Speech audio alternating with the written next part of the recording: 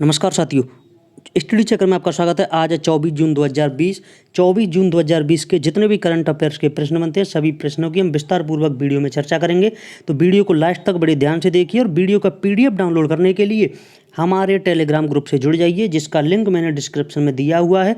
तो आप डिस्क्रिप्शन में जाकर लिंक पर क्लिक कीजिए और हमारे टेलीग्राम ग्रुप पर जुड़ जाइए। वहाँ स्टडी चक्र की सभी करंट अफेयर्स की पीडीएफ के साथ साथ एग्जाम से संबंधित अन्य महत्वपूर्ण पीडीएफ भी आपको मिल जाएंगी। साथ ही साथ वीडियो के लास्ट में मैं आपसे एक प्रश्न पूछूंगा, उसका आंसर आपको कमेंट बॉक्स में जरूर देना है। और मैं आज पहली बार वीडियो के लिए एक छोटा सा लक्ष्य रख रहा हूँ, मुझे उम्मीद है आप पूरा करेंगे। और वो लक्ष्य है वीडियो को 20 लाइक देने का। तो सिर्फ आपको 20 लाइक वीडियो के पहुंचाने हैं। मैं उम्मीद करता हूं कि आप इस लाइक का जो लक्ष्य मैंने रखा है उसे पूरा करेंगे। चलिए शुरू करते हैं दिन के पहले प्रश्न के साथ। आज का पहला प्रश्न है, किस राज्य में एक टू खेलो एक टू पढ़ो योजना की शुरुआत की गई है? तो इसका सही आंसर हो जाएगा त्रिपुरा। त्रिपुरा सरकार ने राज्य में एक टू खेलो एक टू पढ़ो योजना की शुरुआत की है। हालांकि इससे पहले त्रिपुरा ने ऑनलाइन क्लासेस शुरू की थी, लेकिन ऑनलाइन क्लासेज में इंटरनेट वीक होने की समस्या के चलते ऑनलाइन क्लासेज को त्रिपुरा सरकार को बंद करना पड़ा। उसके बाद एक टू खेलो एक टू पढ़ो योजना के तहत छात्रों को पाठ्य सामग्री रोजाना सुबह उनके व्हाट्सएप पर भेजी जाएगी। चलिए देखते हैं इसकी एक्स्ट्रा नॉलेज। त्रिपुरा की सरकार ने एक टू खेलो एक टू पढ़ो योजना शुरू की है, जो कि 25 जून 2020 से प्रभावी हो जाएगी। योजना के तहत रोजाना छात्रों को व्हाट्सएप अथवा एसएमएस, जो लोग व्हाट्सएप पर अवेलेबल नहीं है उनको एसएमएस के जरिए सीखने और मनोरंजन की गतिविधियों के अलावा ऑडियो और वीडियो सामग्री भी प्रदान की जाएगी। एक टू खेलो एक टू पढ़ो योजना के तहत इसी से मिलती जुलती एक योजना असम सरकार ने भी शुरू की थी, और असम सरकार की जो योजना थी उसका नाम था भारत भारती। उसके तहत केवल सरकारी छात्रों को ही शामिल किया गया था। भारत भारती योजना में प्राइवेट छात्रों को असम सरकार ने शामिल नहीं किया था।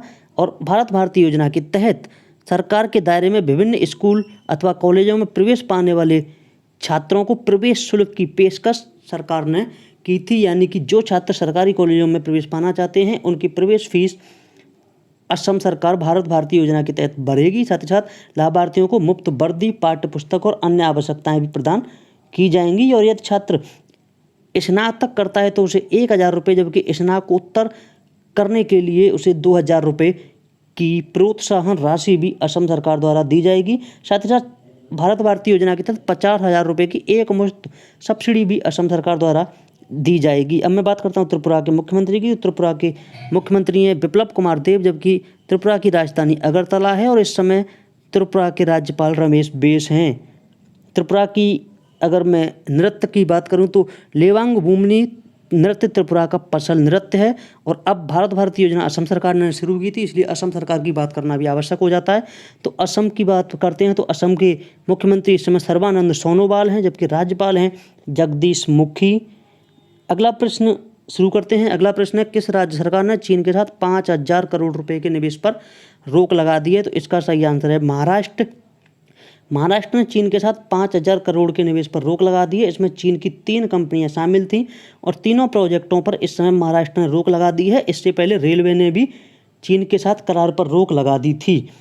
इसकी एक्स्ट्रा नॉलेज, महाराष्ट्र सरकार ने चीन की कंपनियों पर रोक लगाने का फैसला केंद्र सरकार से परामर्श के बाद लिया है, जो कि राज्य सरकार ने मैग्नेटिक महाराष्ट्र 2.0 समिट में 3 चीनी कंपनियों के साथ 5000 करोड़ के निवेश के प्रोजेक्ट साइन किए थे।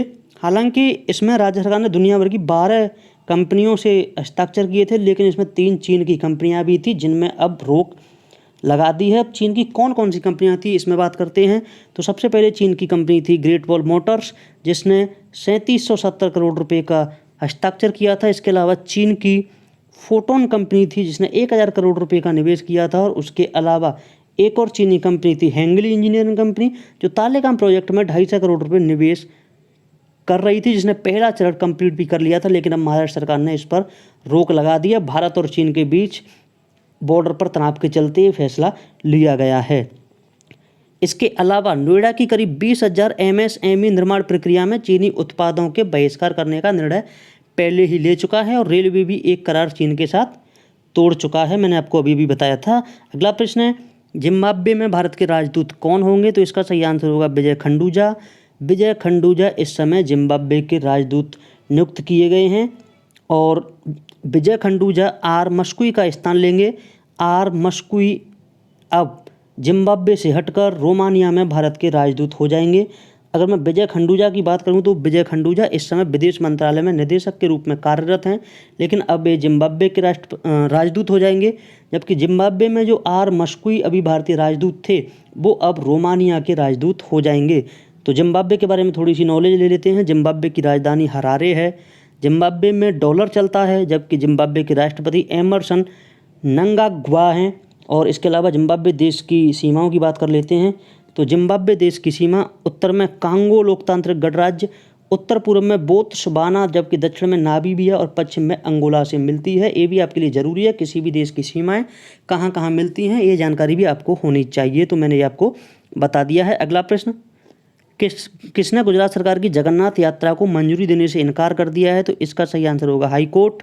हाईकोर्ट ने गुजरात सरकार की जगन्नाथ यात्रा को मंजूरी देने से इनकार कर दिया है। गुजरात सरकार ने एक दलील दी थी कि सुप्रीम कोर्ट ने पुरी में जगन्नाथ यात्रा को मंजूरी दे दी है, इसलिए हमें भी मंजूरी मिलनी चाहिए। लेकिन हाईकोर्ट ने कहा कि लोगों की सेहत के साथ कोई समझौता नहीं होगा, इसलिए हाईकोर्ट ने गुजरात सरकार की जगन्नाथ यात्रा को मंजूरी देने से इनकार कर दिया है, क्योंकि गुजरात सरकार ने सुप्रीम कोर्ट द्वारा उड़ीसा में पुरी के रथ यात्रा का हवाला देते हुए इजाज़त मांगी थी। लेकिन गुजरात सरकार के इस दलील को हाईकोर्ट के मुख्य न्यायाधीश विक्रमनाथ और न्यायमूर्ति जे.बी. पारदीवाला की खंडपीठ ने मंगलवार को इस दलील को खारिज करते हुए जगन्नाथ यात्रा को अनुमति देने से इनकार कर दिया। सरकार ने यह भी आश्वासन दिया था हाईकोर्ट को कि ये जुलूस सुबह जल्दी होगा और हम 11 बजे तक इसे ख़त्म कर देंगे। इसके अलावा भीड़ को इकट्ठा नहीं होने देंगे और लोगों को रथ भी नहीं खींचने देंगे, जबकि ट्रैक्टरों से रथ खिंचाया जाएगा। लेकिन हाईकोर्ट ने इस दलील को मानने से इनकार कर दिया और मंजूरी प्रदान नहीं की। अहमदाबाद रथ यात्रा पुरी के बाद दूसरी सबसे बड़ी यात्रा होती है, इसलिए गुजरात सरकार ने स्पेशल रूप से इसके बारे में दलील दी थी, लेकिन अब हाईकोर्ट ने इस पर रोक लगा दी है। गुजरात के मुख्यमंत्री हैं विजय रूपानी, राज्यपाल आचार्य देवव्रत हैं। गुजरात की स्थापना कब हुई थी? तो इसका सही आंसर हो जाएगा 1960। और अगर कोई पूछता है आपसे कि गुजरात राज्य की सीमाएं कहाँ लगती हैं, तो गुजरात राज्य की उत्तरी पश्चिमी सीमा, जो कि एक अंतर्राष्ट्रीय सीमा भी कहलाती है, वो पाकिस्तान से लगी हुई है, जबकि उत्तरी सीमा राजस्थान से और उत्तर पूर्वी सीमा मध्य प्रदेश से लगी हुई है और दक्षिण में इसके महाराष्ट्र राज्य स्थित है। इसकी भाषा गुजराती है। बात करते हैं अगले प्रश्न की। वंदे भारत मिशन के तहत भारत आने वाली फ्लाइट पर किसने रोक लगा दी है? तो इसका सही आंसर होगा अमेरिका। अमेरिका देश ने वंदे भारत मिशन के तहत विदेश में फंसे हुए भारतीयों को लाने के लिए भारत सरकार ने जो फ्लाइट शुरू की थी, अब उन फ्लाइट्स पर अमेरिका ने रोक लगा दी है। कोरोना महामारी की वजह से अमेरिका में फंसे लोग वंदे मिशन के तहत अब स्वदेश नहीं आ पाएंगे, क्योंकि अमेरिकी सरकार ने इस पर रोक लगा दी है। और अमेरिका का आरोप है कि ये फ्लाइट नियमों का उल्लंघन और अनुचित तरीकों का इस्तेमाल कर रही हैं, इसलिए अमेरिका ने इन फ्लाइट्स पर रोक लगा दी है। यह रोक डीओटी यानी कि यूएस डिपार्टमेंट ऑफ ट्रांसपोर्टेशन ने लगाई है, और उसने कहा है कि 22 जून से एयर इंडिया की चार्टर्ड फ्लाइट अब अमेरिका से भारत नहीं उड़ पाएंगी। उसके अलावा डीओटी ने कहा है कि भारत सरकार अमेरिकी विमानन कंपनियों को लेकर भेदभाव कर रही है, इसलिए भी हम भारतीय विमानों पर रोक लगा रहे हैं। विदेशों में फंसे भारतीयों को वापस लाने के लिए एयर इंडिया के सहयोग से 6 मई को भारत ने वंदे भारत मिशन की शुरुआत की थी, और अब अमेरिका से फ्लाइट नहीं उड़ पाएंगी। अगर मैं अमेरिका के कुछ ज़रूरी जानकारियां आपको दूं, तो अमेरिका की जनसंख्या है 32.82 करोड़, यानी कि लगभग 33 करोड़ की जनसंख्या है। और अमेरिका में कुल 50 राज्य हैं, और अमेरिका का सबसे बड़ा शहर कौन सा है? न्यूयॉर्क। इसके साथ सबसे महत्वपूर्ण बात, ये प्रश्न अगर आपसे कभी पूछा जाता है, तो अमेरिका में कोई भी व्यक्ति 2 बार से अधिक राष्ट्रपति नहीं बन सकता है, आपको पता है। लेकिन फ्रैंकलिन डी रूजवेल्ट एक ऐसे अमेरिकी थे जो 4 बार अमेरिका के राष्ट्रपति बने थे, 1933 से 1945 तक। कौन थे? फ्रैंकलिन डी रूजवेल्ट 4 बार अमेरिका के राष्ट्रपति बने थे। और एक और चीज़, अंग्रेजी अमेरिका की राष्ट्रभाषा नहीं है, अमेरिका की कोई भी आधिकारिक राष्ट्रभाषा नहीं है। और एक जरूरी जानकारी बता देता हूँ, भारत की राष्ट्रभाषा भी हिंदी आधिकारिक रूप से नहीं है। बात करते हैं अगले प्रश्न की। किस रेसलर ने संन्यास ले लिया है? तो इसका सही आंसर होगा अंडरटेकर। अंडरटेकर ने हाल ही में WWE रेसलिंग से संन्यास ले लिया है। ये वही अंडरटेकर हैं जिसके बारे में आप बचपन में सुनते आए थे कि एक लड़ने वाला ताबूत में आता है और वो मरकर जिंदा हो जाता है। हालांकि बचपन की बातें कुछ अलग होती हैं, लेकिन अंडरटेकर ने अब रेसलिंग से संन्यास ले लिया है। अंडरटेकर ने आखिरी मैच रेस मालानिया 36 में खेला था, जिसमें उनकी भिड़ंत एजे स्टाइल से हुई थी और एजे स्टाइल को ये मैच हारना पड़ा था अंडरटेकर से। अंडरटेकर ने अपने WWE करियर की शुरुआत 1990 से की गई थी और शुरुआत में ही उन्होंने स्टार हल्क होगन को हराकर सनसनी फैला दी थी। रेस मालानिया में उनका रिकॉर्ड 25-2 का रहा है, यानी कि कुल 27 मैच में से 25 मैच उन्होंने जीते हैं और 2 मैच उन्होंने हारे हैं। लगभग 2 दशक तक उन्होंने 21-0 का रिकॉर्ड बनाया था, यानी कि लगातार 21 मैच द अंडरटेकर ने जीते थे। WWE ने #थैंक यू टेकर का इस्तेमाल करके अंडरटेकर को सम्मान दिया है विदाई मैच में।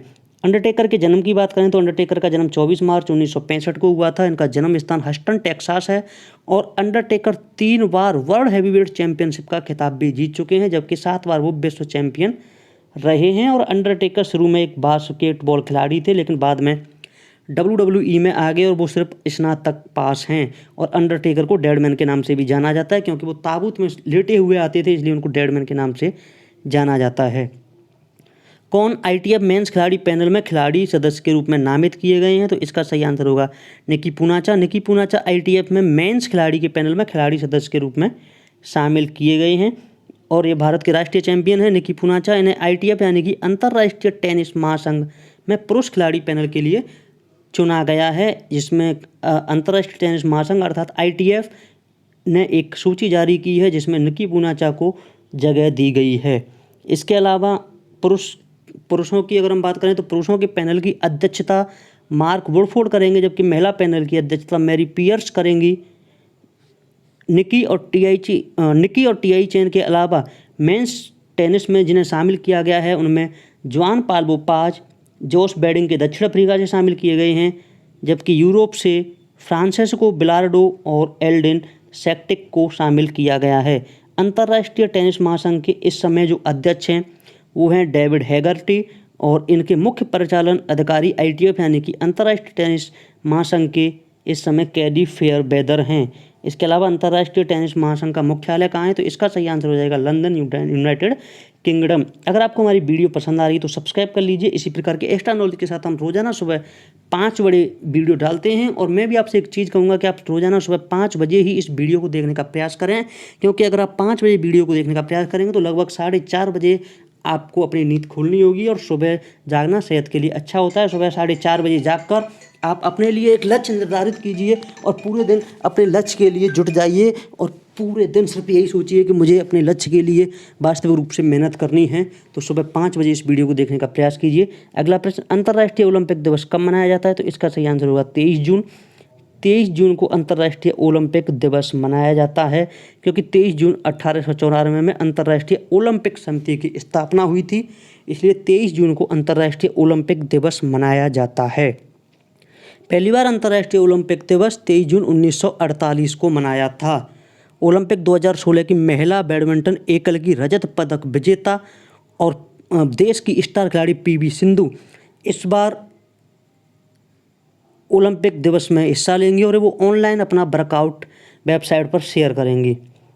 ओलंपिक समिति का जो सिद्धांत होता है वो होता है तेज, उच्च और मजबूत, यानी कि तेज बनिए, उच्च बनिए और मजबूत बनिए।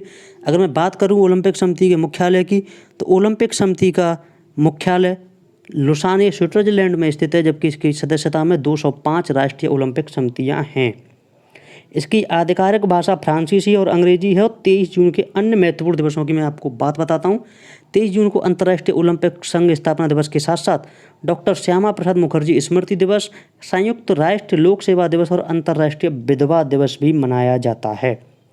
अगला प्रश्न, कोरोनिल दवा किसने तैयार की है? तो इसका सही आंसर होगा पतंजलि।